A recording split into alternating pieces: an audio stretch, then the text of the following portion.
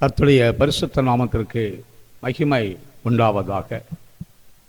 இந்த நாளிலும் உங்களை மறுபடியும் சந்திப்பதிலே நான் கர்த்தருக்குள் மிகுந்த மகிழ்ச்சி அடைகிறேன்.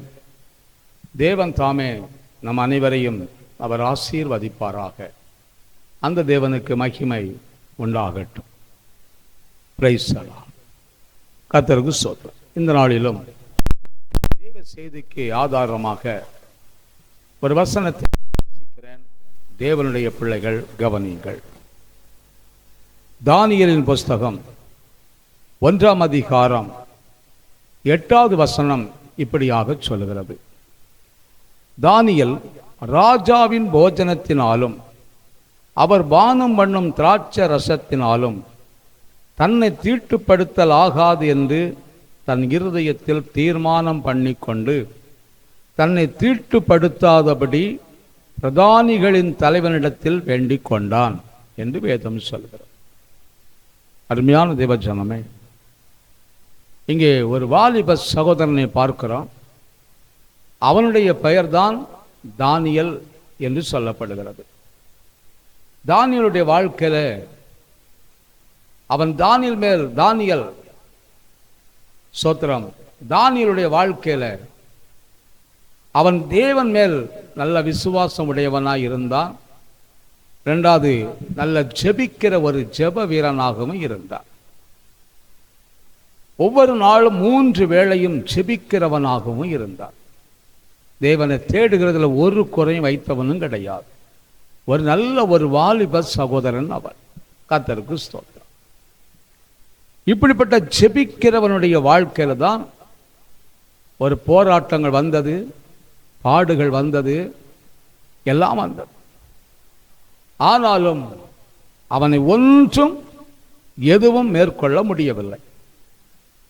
ஒரு மகாபெரிய சட்டமும் வந்தது. அந்த சட்டமும் அவனை ஒன்றும் செய்ய முடியவில்லை. ஒரு பெரிதான சிங்கத்தின் கெபி வந்தது. அந்த கெபியும் அவனை ஒன்றும் செய்யவில்லை. அங்கு கெபிக்குள்ளே இருக்கிறதான சிங்கங்கள் பசியோடு பரிதாபமாய் எனக்கு ஏதாவது ஒரு ஆகாரம் கிடைக்காதா என்று சொல்லி எதிர்பார்ப்போடு இருந்ததான அந்த சிங்கங்களும் இந்த தானியேல் உள்ளே போய் விழுந்த போது ஒன்றும் சேதப்படுத்த முடியவில்லை. கர்த்தருக்கு ஸ்தோத்திரம். ஆக மொத்தம் இந்த தானியேலுக்கு எந்த பிரச்சனையும் வரவில்லை. ஆனால் அவனுக்கு விரோதமாக நிறைய பாடுகள், நிறைய காரியங்கள் எழும்பினது உண்டு. ஆனால் அவனை ஒன்றும் சேதப்படுத்தாதபடி காக்கப்பட்டவனாய் இருந்தான். காரணம் என்ன? இதுக்கெல்லாம் என்ன காரணம்? ஒன்று, அவனுடைய ஜெபம் பயங்கரமான ஜெபம். அதில் அவன் குறை வைத்ததே கிடையாது. அந்த ஜெபத்தை பார்க்கும் பொழுது அவன் அப்படியே தேவ சமூகத்தில் போய் அழுது புலம்பி எல்லாம் ஒன்றும் அவன் செய்யலை. ஆனால் விசுவாசத்தில் ஒரு ஜெபம் இருக்குது, ஒரு நம்பிக்கை நிறைந்த ஜெபம் இருந்தது, ஒரு எதிர்பார்ப்பான ஒரு ஜெபம் இருந்தது. நான் ஆராதிக்கிற தேவன் எல்லா சூழ்நிலையிலும் என்னை அவர் தப்புவிக்க வல்லவராய் இருக்கிறார். என்னை கைவிட மாட்டார். என்ன கஷ்ட நஷ்டங்கள் பாடுகள் வந்தாலும் என்ன என் தேவன் கைவிட மாட்டார். நான் அவருக்காக கரெக்டா நிற்பேன். எவ்வளவு பிரச்சனைகள் வந்தாலும், எவ்வளவு பாடுகள் வந்தாலும் நான் தேவனையே சார்ந்து நிற்பேனே தவிர வேற யாரையும் சார்ந்து நிற்க மாட்டேன் என்கிற ஒரு தீர்மானம் அவனுக்குள்ளே இருந்தது. எல்லாவற்றுக்கும் மேலாக தானியேலிடத்தில் ஒரு விசேஷித்த ஆவி ஒன்று இருந்தது. கர்த்தருக்கு ஸ்தோத்திரம். இந்த விசேஷித்த ஆவி அவனுக்குள்ள இருந்ததுனால அவனை இன்னும் பலப்படுத்தினது, அவனை இன்னும் தைரியப்படுத்தினது, இன்னும் அவனை உற்சாகப்படுத்தினது, இன்னும் அவன் வைராக்கியமாய் கர்த்தருக்காக நிற்பதற்கு பலனாகவும் அவனுக்கு இருந்தது. கர்த்தருக்கு ஸ்தோத்திரம். அதனால தான் அந்த உற்சாகத்தின் ஆவி, அந்த விசேஷித்த ஆவி அவனுக்குள்ள இருந்த போதுதான், இருந்ததுனால தான் அவன் ஜெபம் பண்ணுறதுல குறை வச்சதே கிடையாது. ஜெபிக்க போகும்போது எதை குறித்து அவன் கலங்குனதும் கிடையாது. சந்தோஷமா தேவனை மகிமைப்படுத்தி இருக்கிறான். சந்தோஷமாய் 3 வேளையும் ஜெபித்திருக்கிறான். நமக்கு ஒரு வேளை ஜெபிக்கிறதுக்கே தள்ளி தள்ளி கொண்டு போக வேண்டியதாக இருக்குது. ஜெபம் பண்ணிட்டியா தம்பி, ஜெபம் பண்ணீங்களா சிஸ்டர், ஜெபம் பண்ணீங்களா அம்மா, ஜெபம் பண்ணீங்களான்னு சொல்லி கேட்டால் பண்ணுன பாஸ்டர், அது ஒரு ஒரு என்னம்மா என்னாச்சு, ஒரு 10 நிமிஷம் ஜெபம் பண்ணேன், அந்த 10 நிமிஷமும் ஜெபிக்க முன்னாடி எனக்கு வந்த தடைகளை பார்த்தீங்கன்னா அதுக்கு மேலான இருக்கு, எங்கேயாவது ஓடிடலாம் அப்படி இருக்கு. வீட்டுக்குள்ளே ஜெபிக்கவே முடியல பாஸ்டர், வீட்டுக்குள்ளே துதிக்க முடியல, வெறும் தடையாக தான் இருக்குது. பிள்ளையால தடை, கணவனால தடை, என் மனைவியால தடை, சொந்த பந்தத்தினால தடை. ஜெபிக்கலாம்னு போய் உட்கார்ற நேரம் பார்த்து தடைகளாக வந்து நிற்கும். ஜெபிக்கணும் எனக்கு பயங்கர வாஞ்ச, பயங்கர தாகம், ஜெபிக்க முடியலையே பாஸ்டர் அப்படிம்பாங்க. ஆனா தானியேல் அப்படி இல்லை, ஒரு வார்த்தையும் சொல்லல பாருங்க. அவன் யாருக்காகவும் எதுக்காகவும் அவன் ஜெப வேலையை விட்டு கொடுத்ததும் கிடையாது.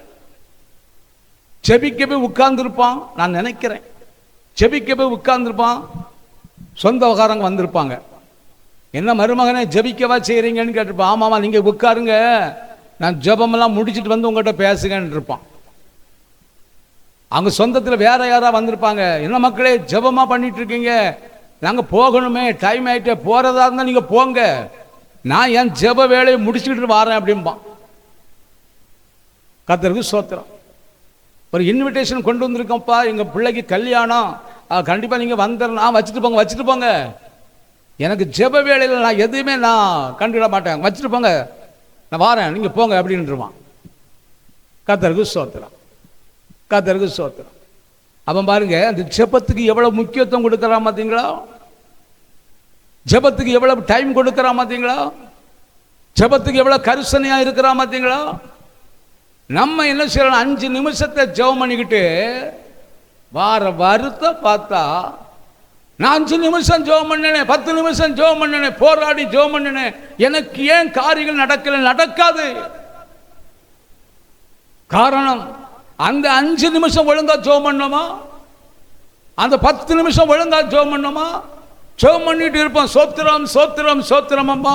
அங்கிருந்து ஒருத்தன் வந்து சிஸ்டரும்பா, மைனிம்பா, அக்காம்பா, உடனே ஜெபத்தை கட் பண்ணிட்டு என்னப்பா என்ன விஷயம்னு அங்க போய் கேட்டுட்டு நிற்போம். நம்ம ஜெபம் கட் ஆகுது இல்ல, அப்ப நம்ம ஜெபத்துக்கு முக்கியத்துவம் கொடுத்தோமா, அவனுக்கு முக்கியத்துவம் கொடுத்தோமா, நம்ம அவனுக்கு தானே முக்கியத்துவம் கொடுத்தோம்.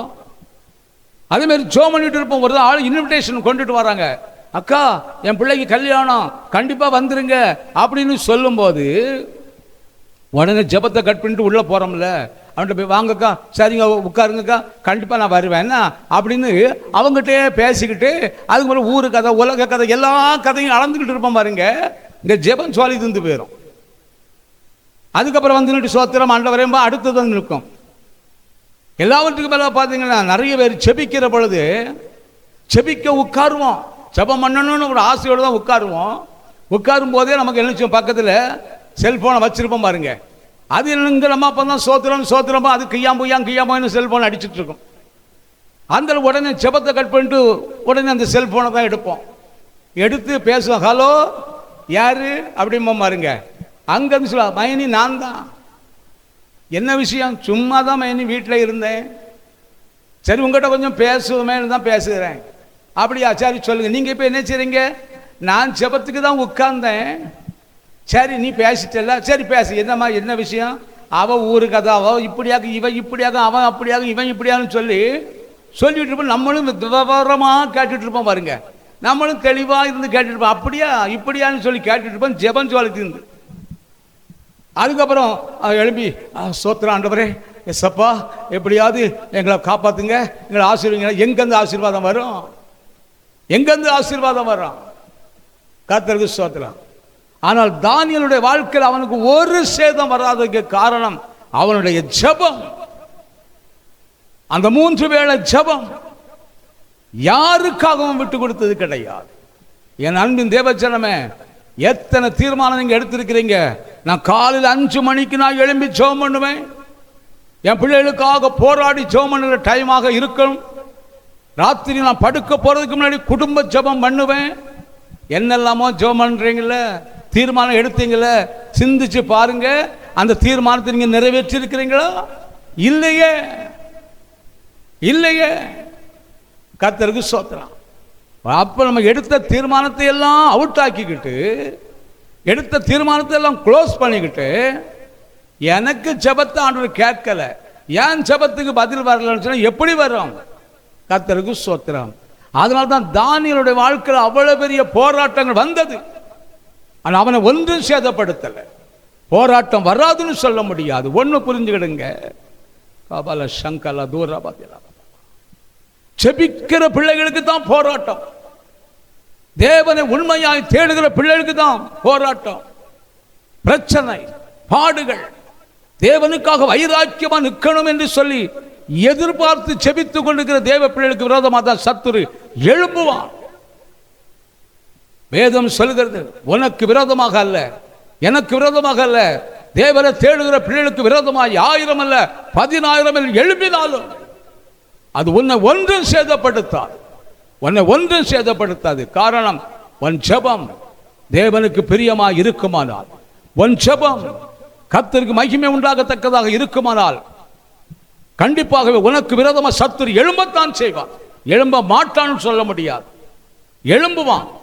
ஆனால் ஒன்றும் உன்னை மேற்கொள்ள முடியாது, ஒன்றும் உன்னை சேதப்படுத்த முடியாது, ஒன்றும் உன் குடும்பத்தை தொட முடியாது, ஒன்று உன் பிள்ளைகளை தொட முடியாது, ஒன்னையும் தொட முடியாது. நம்ம ஜெபம் சரியாக இருந்தால். கபால சந்தர ஹந்தர. இங்க தானியேலுடைய ஜெபம் சரியா இருந்தது. அவனுடைய காரியங்கள் எல்லாம் ஜெயமாய் முடிந்தது. அவனை ஒன்றும் சேதப்படுத்தல. அவனை சட்டத்தை போட்டாங்க, திட்டத்தை தீட்டினாங்க, தூக்கி சிங்கத்தின் கபியில போடணும்னு சொன்னாங்க, தூக்கி போட்டாங்க. ஒன்றும் சேதப்படுத்தவில்லை, ஒன்று அவனை சேதப்படுத்தவில்லை. என் அன்பின் தேவச்சனமே, அதுதான் தானியேலுடைய ஜெபம். இன்னைக்கு நம்ம ஜெபம் எப்படி இருக்குது? இன்னைக்கு நம்ம ஜெபம் எப்படி இருக்குது? உறக்கம் வரலன்னு சொன்னா ஒரு மகா பெரிய மருந்து வேதத்தில் இருக்கிறது. அது என்ன மருந்துன்னா, தூக்கம் வராதவனுக்கு தூக்கம் வருவதற்கான மருந்து ஒன்று, நீங்க ஜெபிக்க உட்காரும் போது பைபிளை எடுத்து வாசிச்சுட்டா போதும், தன்னறியாமலே நீங்க நிறைய பேர் தூங்கிடுவான். கர்த்தருக்கு ஸ்தோத்திரம். பைபிள் எடுத்து 2 வார்த்தை தான் வாசிப்பாங்க, அந்த ஆளையே ஆன்னு சொல்லி வாயை பிளந்துருவான் பாருங்க. அப்படியே கொட்டாய் வந்து தூங்கிறதுக்கு போயிடுவான், நல்லா தூங்கிடுவான். கர்த்தருக்கு ஸ்தோத்திரம். இன்னொன்று, ஜெபிக்கிறதுக்கு உட்கார்ந்தாச்சா போதும், தலைவலி, கால்வலி, மண்டவலி, என்ன வலிகள்லாம் உண்ட எல்லா வலியும் வரும். அந்த அளவு பேசாமல் இருந்துருவான், ஜெபம் கட்டாயிரும். ஆனாலும் ஒரு 10 நாள் கழிச்சு எனக்கு ஒரு ஆசீர்வாதமும் வரல, நான் எதிர்பார்த்த ஒரு நன்மையும் நடக்கலை, இது என்னதான் நடக்குதுன்னு தெரியல அப்படிம்பாங்க பாருங்க. நான் நல்லா தானே ஜெபம் பண்ணேன், நல்லா தானே, எங்க நல்லா ஜெபம் பண்ணீங்க? உறங்கி நல்லா உறங்கி ஜெபம் பண்ணிக்கிட்டு சோதரம் சோதரம் சோதரம் அப்படி உறங்கிட்டு ஜெபம் பண்ணிட்டு எனக்கு ஆசீர்வாதம் வரல அப்படின்னு சொன்ன எப்படிங்க ஆசீர்வாதம் வரும்? இன்னைக்கு அநேக குடும்பங்களில் குடும்ப ஜெபத்தை பார்த்தீங்கன்னா பரிதாபமாக இருக்கும். கர்த்தருக்கு ஸ்தோத்திரம். அன்னைக்கு ஒரு அம்மாவோடைய குடும்பத்தில் அங்கே போயிருந்து ஜெபிக்க போகும்போது அங்கே குடும்ப ஜெபம் பண்ணிட்டு இருக்கிறாங்க. அந்த அம்மா அழுது ஜெபம் பண்ணிட்டு இருக்குது. ஏம்மா அழுகிறீங்கன்னு கேட்டால் அங்கே குடும்ப ஜெபம் பண்ணியிருக்கிறாங்களாம். எப்படி குடும்ப ஜெபம் பண்ணியிருக்கிறாங்க? அந்த குடும்ப ஜெபம் பண்ணதுக்கு கரெக்டாக பாஸ்டர் சொல்லியிருக்கிறார், ஒரு 8 மணிக்கெல்லாம் நீங்கள் குடும்ப ஜெபம் பண்ணுங்கம்மா, ரொம்ப நேரம் பண்ணாதீங்க, ஒரு 8:30 முடிச்சிருங்க அப்படின்னு இருக்கிறார். ஒரு பாட்டு பாடி, ஒரு பைபிள் எடுத்து வாசித்து, ஏதாவது ஒரு அதிகாரத்தை வாசித்து நல்ல ஜெபம் பண்ணுங்க, உங்கள் குடும்பத்துக்காக மட்டும் ஜெபம் பண்ணுங்க, அது போதுன்னு இருக்கிறார். இவங்களும் 8 மணிக்கு கரெக்டாக 8 மணிக்கு என்ன செய்யிட்டாங்கன்னா நேராக மகாட்ட சொல்லுவாங்க, உங்கள் அப்பா கேட்டு அதிக அப்பா அண்ணன் அங்கே நிற்கிறான், கூட்டிட்டு வா ஜெபத்துக்கு, ஜெபம் பண்ணணும் பாஸ்டர் சொல்லியிருக்கிறாங்க. உங்கள் அண்ணனுங்க அவன் அங்கே டிவி பார்த்துட்டு இருக்கான், அவனையும் கூட்டிட்டு வா. எல்லாரும் வந்தாச்சு. வந்து உட்கார்ந்தவொடனே அவர் சில ஜெபம் பண்ணு அப்படிங்கிற வீட்டு தலைவர். இந்த அம்மா நீங்கள் கொஞ்சம் ஸ்தோத்திரம் பண்ணுங்க.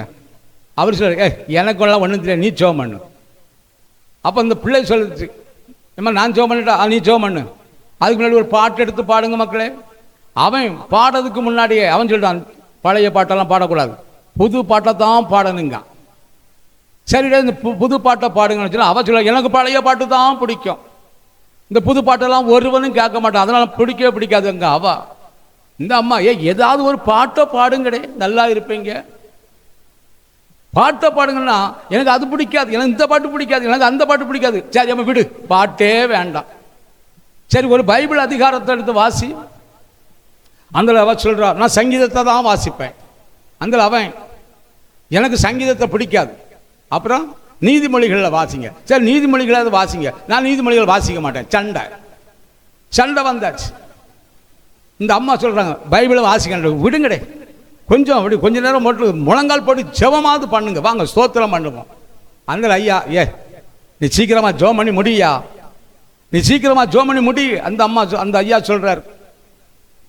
அந்த அம்மா சரி பண்ண ஜெபமாவது பண்ணுன்னு சொல்லி முழங்கால் போட்டு, எல்லாரும் முழங்கால் போடுங்க ஜெபம் பண்ணுவோன்னு சொல்லி ஸ்தோத்திரம் ஆண்டவரேன்னு வாயை திறக்கும் போது அந்த மகா சொல்றா, ஏமா ஜெபம் பண்ணும் போது 1.5 மணி நேரம் இழுத்துறாத, 10 நிமிஷத்தில் முடி, இல்லை நான் உறங்கிடுவேன். அப்புறம் நீ தான் இன்னும் தூக்கி பெட்டில் கடத்தணும். ஜெபம் நல்லா இருக்கும்ல? ஜெபம் நல்லா இருக்கும்ல? எப்படிங்க ஆசீர்வாதம் வரும்? எப்படி ஆசீர்வாதம் வரும்? அங்க கலவரமே உண்டாயிட்டுல. அந்த கலவரத்துக்கு இடையில எந்த ஜெபத்தை பண்ண? ஆனா தானியேல் அப்படி இல்லை, விவரமா ஜெபம் பண்ணானே, விவரமா ஜெபம் பண்ணினானே. அந்த ஜெபம் கேட்கப்பட்டது. அந்த ஜெபத்துக்கு பதில் வந்தது. என்ன பதில்?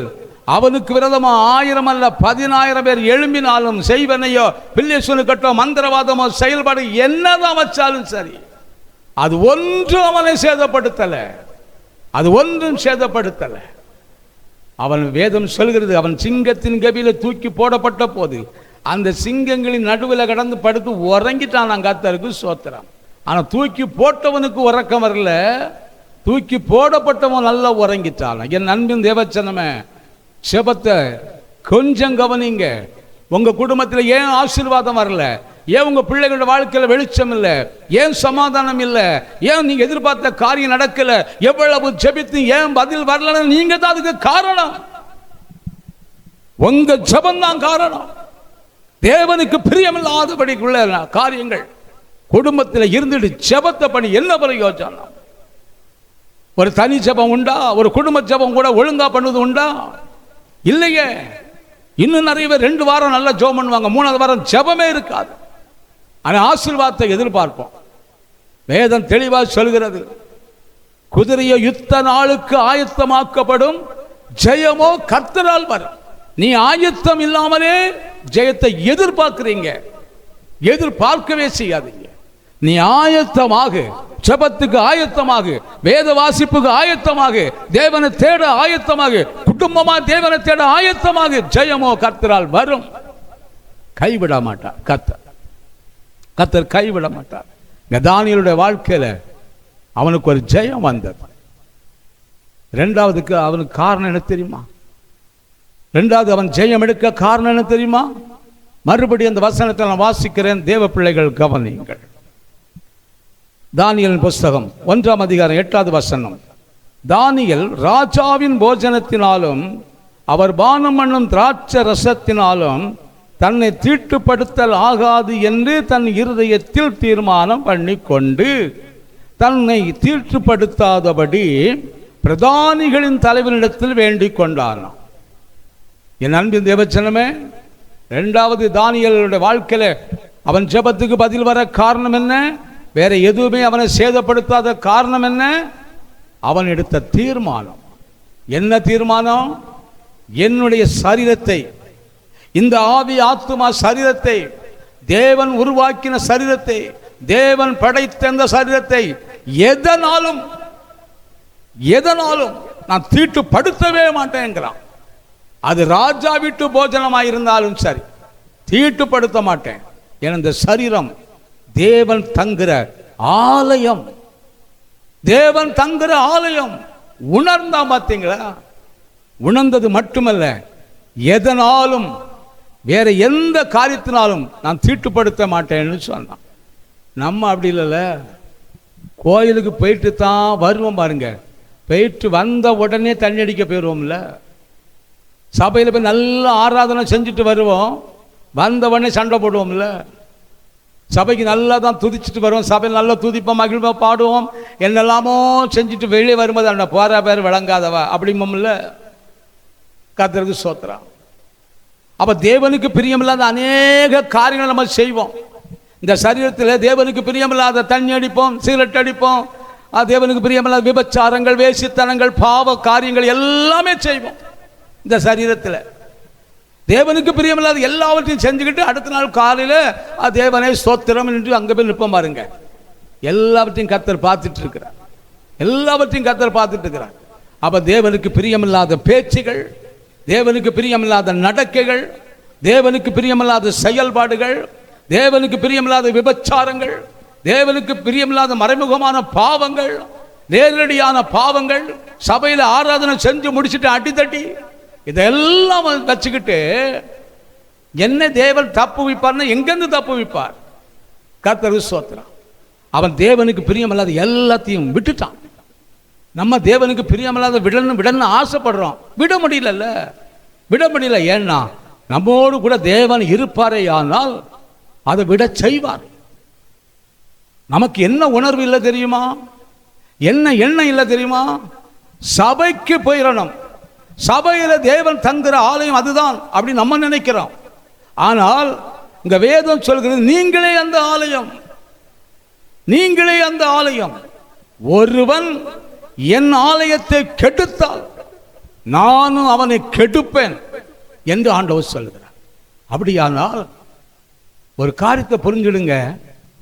அந்த தானியேலுடைய வாழ்க்கையில் சிங்கத்தின் கபியில கொண்டு தானியேலை போட்ட பிறகும் சிங்கங்கள் ஒன்று அவனை சேதப்படுத்தாததுக்கு காரணம் அவனுடைய ஆவி, ஆத்துமா, சரீரமானது தேவன் தங்குற ஆலயமாக இருக்கிறது என்று அவன் உணர்ந்ததுனால அந்த ஆலயத்தை அவன் பரிசுத்தமாக வச்சுக்கிட்டான். தேவனுக்கு பிரியமில்லாத எதையுமே இந்த ஆலயத்தில் அவன் அனுமதிக்கல. கர்த்தருக்கு ஸ்தோத்திரம். இன்னைக்கு பார்த்தீங்கன்னா சர்ச்சுக்கு தான் போவோம், பொம்பளை பிள்ளைகளெல்லாம் நீங்கள் பார்த்தீங்கன்னா ஜீன்ஸ் பேண்ட்டை போட்டுட்டு கிழிஞ்சு எடுத்து அப்படி ஜாலியாக போகுது, குறை சொல்லலை. ஆனாலும் நான் யாரு? என் ஆவி, ஆத்துமா, சரீரம் என்னது? யாருடையது? அது தேவன் தங்குற ஆலயம் அல்லவா? தேவனுக்கு பிரியமில்லாதது என் சரீரத்தில் நான் அனுமதிக்க கூடாது, தேவனுக்கு பிரியமில்லாத காரியத்தை நான் செய்யக்கூடாது. என் தேவன் எனக்குள்ளே வாசமாக இருக்கிறார். நான் இந்த ஆலயத்தை கெடுத்தால், நான் இந்த சரீரத்தை கெடுத்தால், நான் இந்த ஆவிக்குரிய பாதையிலே தேவனுக்கு பிரியமில்லாததை செய்தால் என்ன என் தேவன் கெடுப்பாருங்கிற அந்த எண்ணமும் அந்த உணர்வு நம்மகிட்ட இல்லை பாருங்க, இல்லை பாருங்க. ஆனால் தானியேலுக்கு அந்த எண்ணம் இருந்தது, தானியேலுக்கு அந்த எண்ணம் இருந்தது. அதனால தான் தானியேல் சொன்னான், நான் எந்த போஜனத்தினாலும், எந்த வகையான ராஜாவின் போஜனமாக இருந்தாலும் சரி, என் சரீரத்தில் அனுமதிக்கவே மாட்டேன். காரணம் 24 மணி நேரம் தேவன் என்னோடு கூட இருக்கிறார். அதனால தான் அவர் சொன்னார், நம்ம தெளிவாக சொல்லுவோம், பார்த்துக்கிடுங்க, என் ஆண்டவர் என்னை விட்டு விலகவே மாட்டார், என்னை கை விடவே மாட்டார்னு சொல்லி நிமிர்ந்து நிற்போம் பாருங்க. அங்கே ஆண்டவரே இருக்க மாட்டார். நம்ம சொல்லிக்கிட்டு தான் இருப்போம், இயேசு என்னை கைவிட மாட்டார். அவர் சொல்லி இருக்கிறார், வேத வசனம் சொல்லி இருக்கிறது என்ன? நான் உன்னை விட்டு விலகுவதும் இல்லை, உன்னை கைவிடுவதும் இல்லை என்றெல்லாம் சொல்லி இருக்கிறார். கண்டிப்பாக என்னை கைவிட மாட்டார், அவர் என்னோடு கூட தான் இருப்பார். அருமையான தேவச்சனமே, அவர் நம்மோடு கூட மட்டும் இருப்பாரே ஆனால் நம்ம கேரக்டர் என்னைக்கோ மாறி இருக்குங்க. நம்முடைய எண்ணங்கள், நம்முடைய சிந்தைகள், நம்ம நடக்கைகள், நம்முடைய பேச்சுகள் எல்லாமே மாறி இருக்கும். அதனால தான் வேதத்தில் தெளிவாக சொன்னார், பழையவைகள் எல்லாம் ஒழிந்தன. எப்போ? தேவன் கூட இருந்தார். எல்லாம் புதிதாகும். எப்போ? தேவன் கூட இருந்தார். ஒரு சேதம் நமக்கு வராது. என்னை கேட்டுக்கொண்டு தேவச்சனமே, நம்ம சரீரத்தை கொஞ்சம் சிந்திச்சு பாருங்க. தேவனுக்கு பிரியமில்லாத எத்தனை பாவங்கள் மறைமுகமாய் செஞ்சிருக்கிறோம். எவ்வளவு பெரிய காரியங்கள் நம்ம செஞ்சிருக்கிறோம். வீட்டுக்கு தெரியாம எவ்வளவு காரியம் செய்கிறோம். மனைவிக்கு தெரியாம எத்தனையோ பாவங்களை கணவன்மார்கள் செய்து கொண்டிருக்கிறோம். கணவனுக்கு தெரியாதபடி மனைவிமார்கள் எத்தனையோ பாவங்களை செஞ்சு கொண்டிருக்கிறோம். தாய் தகப்பனுக்கு தெரியாமல் பிள்ளைகள் பயங்கரமான பாவத்தில் விழுந்து செத்துக்கிட்டே இருக்கிறாங்க. ஆனாலும் நம்ம ஆலயத்துக்கு போவோம், துதிப்போம், பாடுவோம், எல்லாம் செய்வோம். ஆனால் வேதம் சொல்கிறது, நோவாவினுடைய காலத்திலே ஜலப்பிரளயம் வந்து ஜனங்களை வாரி கொண்டு போகும் மட்டும் ஜனங்கள் உணராது இருந்தார்களாம். இன்றைக்கு வரையில் அந்த உணர்வுகள் அதிகமாக இல்லை. இன்றைக்கு வரை அநேக ஜனங்களிடத்தில் உணர்வுகள் இல்லை. யாரிடத்தில் அந்த உணர்வு இல்லை? தேவனை தேடுகிற ஜனத்துக்கு அந்த உணர்வு இல்லை. தேவனுடைய ஆலயத்துக்கு போகிறவர்களுக்கு அந்த உணர்வு வரணும். அந்த கெட்டடமாகிய அந்த சபை மிகப்பெரிய சபையா இருக்குது. அந்த சபையில இருக்கிற தேவன் எனக்குள்ளே வாசம் பண்ணுகிறவர். அவர் எனக்குள்ள வாசம் பண்ணுகிறவர், என்னோடு வாசம் பண்ணுகிறவர், எனக்காக பரிதபிக்கிறவர், அவர் என்னோடு குழந்து பேசுகிறவர், அவர் பரிசுத்த ஆவியின் மூலமாக என்ன வழி நடத்துகிறவர். ஆகினாலே அவர் என்கிட்ட தங்கி இருக்கிற வரையிலும் நான் அவருக்கு பிரியமில்லாத எந்த காரியத்தையும் செய்ய மாட்டேன் என்கிற ஒரு உணர்வு நமக்குள்ள வரணும் இல்ல, ஒரு உணர்வு வரணும் இல்ல.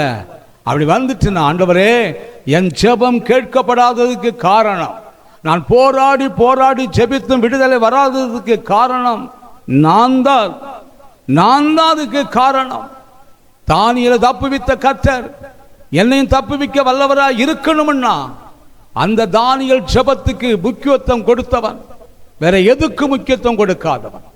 அதே நேரத்தில் தன் சரீரத்திலே தேவன் தங்குற ஆலயமாய் எண்ணினபடியினாலே அந்த ஆலயத்துக்கு முக்கியத்துவம் கொடுத்தவன். எந்த ஆலயம்? தன்னுடைய சரீரமாகிய ஆலயத்திற்கு முக்கியத்துவம் கொடுத்தவன், வேற எதுக்கு முக்கியத்துவம் கொடுக்கவில்லை. நம்மளுக்கு எல்லா காரியத்துக்கும் முக்கியத்துவம் கொடுப்போம், ஆனால் தேவன் தங்குற ஆலயத்துக்கு முக்கியம் கொடுக்க மாட்டோம். தேவன் தங்குற ஆலயத்துக்கு முக்கியத்துவம் கொடுக்க மாட்டோம். எவ்வளவு பரியாசங்கள், எவ்வளவு நிந்தனைகள், எவ்வளவு வேதனை அனுபவிச்சிருந்தாலும் நான் யாரு? நான் எப்படிப்பட்ட மனுஷனை வாழ்ந்தேன்? என்னை கர்த்தர் இப்படி ரட்சித்தாரே, என்னை அபிஷேகம் பண்ணினாரே, எனக்கு ஞானஸ்தானம் தந்தாரே, நான் துன்மார்க்கமாய் நடந்தேன், துன்மார்க்க வழியில போனேன், என் பாவத்தை எல்லாம் மன்னித்து அவர் இரத்தத்தினால் என்னை கழுவி சுத்திகரித்து என்னையும் ஒரு மனுஷனாக மாற்றி பாவத்தில் சாபத்தில் கிடந்த என்னை, தெருவில் குடித்து வெறித்து அழிந்து அப்படி சீரழிந்து கிடந்த என்னை அவர் இயேசு இரத்தத்தினால என்னை மீட்டெடுத்தாரே. அந்த மீட்டெடுத்த இயேசு சொல்கிறார், நான் உனக்குள்ளே வாசம் பண்ணுகிறேன், உனக்குள்ளே வாசம் பண்ண விரும்புகிறேன், நான் உன்னோடு கூட இருக்க விரும்புகிறேன்னு சொன்னார். அப்படி சொன்னவருடைய வார்த்தை கூட நான் உணராம இருக்கிறேனே. அதனால தான் சொன்னார், சகேவே நான் உன் வீட்டில் வந்து தங்க போறேன்னு சொன்ன அந்த ஒரே ஒரு வார்த்தை தான். உன் வீட்டில் வந்து நான் தங்க போறேங்கிற ஒரே ஒரு வார்த்தை, அந்த ஒரு வார்த்தையை கேட்ட உடனே அவன் வாழ்க்கையில் ஒரு மாற்றத்தை கொண்டு வந்துட்டான்ல. அதுக்கு இயேசுவா நீ மாறிக்க, நீ இப்படி செய், நீ அப்படி செய், நீ மாற்றம் கொடு, இப்படி நீ வட்டிக்கு அநியாயமெல்லாம் வாங்கினதெல்லாம் கொடுத்து சொன்னாரா? சொல்லல. அவர் சொன்ன ஒரே ஒரு வார்த்தை, அவர் சொன்ன ஒரு வார்த்தை, நான் உன் வீட்டில் வந்து தங்க போகிறேன். உடனே அவன் சொன்னான், வாங்காண்டவரே, வாங்காண்டவரே, உமக்கு பிரியமில்லாத எல்லாத்தையும் நான் விட்டுருக்கேன்னு சொன்னான். அந்த வீட்டுக்கு ரட்சிப்பு வந்தது என்று வேதம் சொல்லுகிறது. என்னை கேட்டுக்கொண்டு தேவச்சனமே, உங்கள் வீட்டுக்கு ஒரு ரட்சிப்பு வரணுமா? உங்கள் வீட்டுக்கு விடுதலை வேணுமா? உங்கள் வாழ்க்கையில் உங்கள் ஜெபத்துக்கு ஒரு பதில் வரணுமா? உங்கள் ஆலயத்தை பரிசுத்தமாக வச்சுக்கிடுங்க. உங்கள் ஆலயமாகிய உங்கள் ஆவி ஆத்மா சரீரத்தை பரிசுத்தமாக வச்சுக்கிடுங்க. தேவனுடைய ஆலயத்துக்கும் போகாமல் இருக்காதீங்க. உங்கள் ஆலயத்தையும் பரிசுத்தமாக வச்சுடுங்க. குடும்ப ஜெபம் பண்ணுங்க, தனி ஜெபம் பண்ணுங்க. ஜெயம் கர்த்தரால் வரும். ஒரு சேதம் வராதபடி கர்த்தர் பாதுகாப்பார். அந்த தேவனுக்கு மகிமை உண்டாகட்டும். கண்களை மூடி ஜெபிப்போமா? மகா இரக்கமும் கிருபையும் நிறைந்த நல்லாண்டவரே, இந்த நாளில் இந்த தேவ செய்தியை கேட்டுக்கொண்டிருக்கிற ஒவ்வொருவருக்காக நான் ஜெபிக்கிறேன். ஆண்டவரே, அவங்களுடைய உள்ளங்களில், எண்ணங்களில், சிந்தைகளில் என் கர்த்தர் பேசுவீராக. அந்த ஆவி ஆத்துமா சரீரம் எப்படிப்பட்டது என்பது உணரட்டும். இயேசு என்னோடு கூட இருக்க விரும்புகிறார். அவர் தங்குற ஆலயமாய் என்னுடைய சரீரம் இருக்கிறபடினாலே இந்த ஆலயத்தை இனி நான் எதனாலும், எந்த சூழ்நிலையினாலும், யாருனாலும் நான் கெடுக்கவே மாட்டேன். இனி என்னுடைய ஆலயமாகிய இந்த சரீரத்தை நான் பரிசுத்தமாக வைத்து அனுதினமும் குடும்ப ஜெபமும் தனி ஜெபமும் பண்ணி நான் ஜெயம் எடுப்பேன்.